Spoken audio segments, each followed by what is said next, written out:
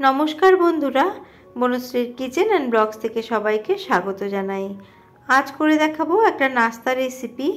আমাদের সকালে জলখাবারে বা বিকালে টিফিনে কি বানাবো সবসময় কিন্তু এটাই আমাদের একটা চিন্তা থাকে।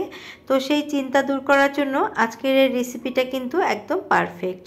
সবসময় রুটি পরোটা খেতে ইচ্ছে না করলে আপনারা কখনো কখনো এটা ঝটপট বানিয়ে ফেলতে পারবেন।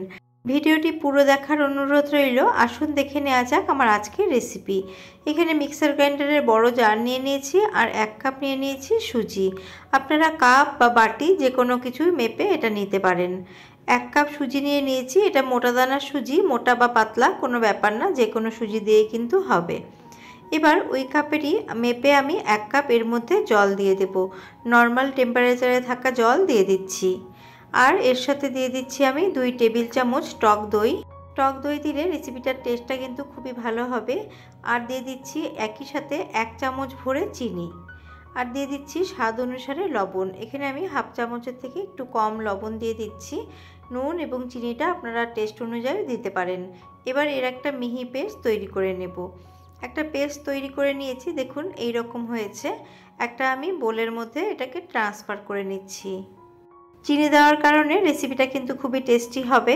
এখন এর মধ্যে হাফ চা চামচ গোটা জিরে দিয়ে দিলাম।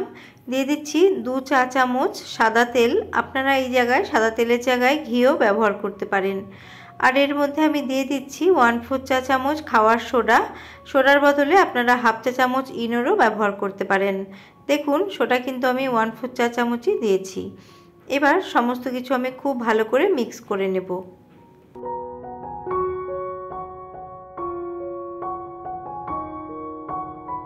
সমস্তটা ভালো করে মিশিয়ে নিয়েছি। সবার বাড়িতেই এই রকম ধারটা উঁচু করা থালা রয়েছে। আমারও দেখুন আছে, কিন্তু এটা কিন্তু অনেকটাই বড়। আমি 1 কাপের করছি, তার জন্য এটা কিন্তু বেশি বড় হয়ে যাবে। তার জন্য এই থালাটা আমি ব্যবহার করব না। আমার কাছে একটা প্লেট আছে, প্লেটটা আবার বেশি ছোট। এরকম প্লেটেও আপনারা করতে পারেন বা এরকম প্লেটেও কিন্তু করতে পারেন। আমার ওই দুটো যেহেতু হবে না, ভালো হবে না, তার জন্য আমি কেক টিনটা নিয়ে নিয়েছি। এর মধ্যে 1 চামচ তেল খুব ভালো করে ব্রাশ করে নিচ্ছি। আপনারা বাড়িতে যেরকম বাসন আছে আপনারা তার মধ্যেই করতে পারেন বা বাটিতেও কিন্তু করতে পারেন। আমি আজকে কেক টিনটাতেই করব। ভালো করে তেল ব্রাশ করে আমি সমস্তটা এর মধ্যে ঢেলে দিচ্ছি। ভালো করে সেট হওয়ার জন্য বা এয়ার বাবল না থাকার জন্য একটুখানি ট্যাপ করে নিচ্ছি। সুজি ব্লেন্ড করার পরে আমি আরেকটা গ্যাস স্টোভের মধ্যে কড়ার মধ্যে খানিকটা জল গরম করতে বসিয়েছি ঢাকা চাপা দিয়ে। এবার দেখুন জলটা ফুটতে শুরু করেছে। এবার এর মধ্যে একটা স্ট্যান্ড বসিয়ে দিচ্ছি আর ওই কেক টিনটাও এর মধ্যে বসিয়ে দিচ্ছি। ব্যাটারের উপরে 2 পিঞ্চ আমি লঙ্কা গুঁড়ো দিয়ে দিচ্ছি। এতে দেখতেও ভালো লাগবে আর একটু নাস্তাটা ঝালঝালও হবে।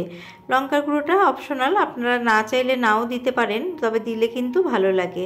তাছাড়া আপনারা এর উপরে সাদা তিল বা কালো তিলও স্প্রেড করে নিতে পারেন। এবার ঢাকা চাপা দিয়ে আমি হাই ফ্লেমে 5 মিনিট এটাকে স্টিম করব। 5 মিনিট পর আরও 10 মিনিট আমি একদম লো ফ্লেমে স্টিম করে নেব। আমি 15 থেকে 16 মিনিট পর চলে এসেছি। দেখুন সুজির নাস্তাটা কতটা ফুলে উঠেছে আর দেখতেও কিন্তু খুব সুন্দর লাগছে। আর কড়াইয়ের জলটাও কিন্তু অনেকটাই শুকিয়ে গেছে। গ্যাসের ফ্লেমটাকে আমি অফ করে দিয়েছি। এখন আমি এই নাস্তাটাকে একটু চেক করে নেব ভেতরে সেদ্ধ হয়েছে কিনা। দেখুন টুথপিকটা একদম ক্লিয়ার এসেছে। এটা কিন্তু ভালো করে সেদ্ধও হয়ে গেছে। এবার আমি এটাকে গ্যাস থেকে নামিয়ে নেব। নামিয়ে কিছুটা ঠান্ডা হতে দেব। ঠান্ডা হয়ে গেলে তারপরে এটাকে ডিমোল্ড করব। আর 10 মিনিট পর চলে এসেছি। নাস্তাটা হালকা ঠান্ডা হয়ে গেছে। এরকম হালকা গরম অবস্থায় সাইডে একটুখানি হাত দিয়ে আমি এভাবে একটুখানি সরিয়ে নিলাম আর একটা ছুরির সাহায্যে সাইডটা আমি একটু ধারটা কেটে দিচ্ছি। এইভাবে একটু কেটে নিলে খুব সহজেই কিন্তু নাস্তাটা বেরিয়ে আসবে।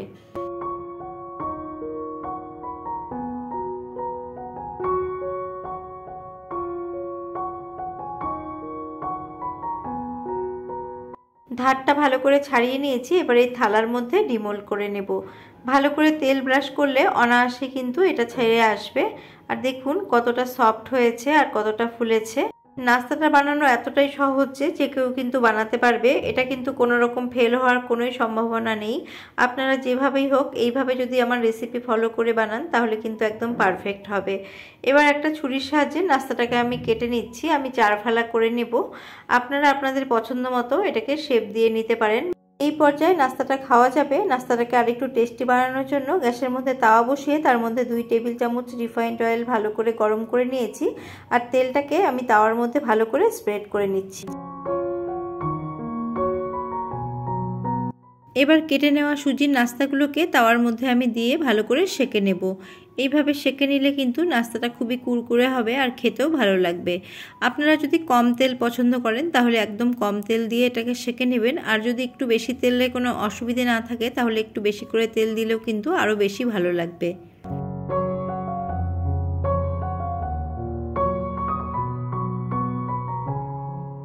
একদম লো ফ্লেম করে এক সাইডে হালকা করে চেপে চেপে ভেজে আমি আরেক সাইডে উল্টে দিচ্ছি, আর দেখুন নাস্তাটা কতটা সুন্দর লাগছে।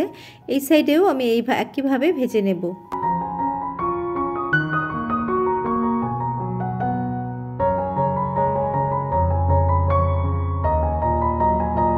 মাত্র 1 কাপ সুজি দিয়ে এত সুন্দর একটা নাস্তা তৈরি করা যায়, আপনারা না বানালে কিন্তু একদমই বুঝতে পারবেন না।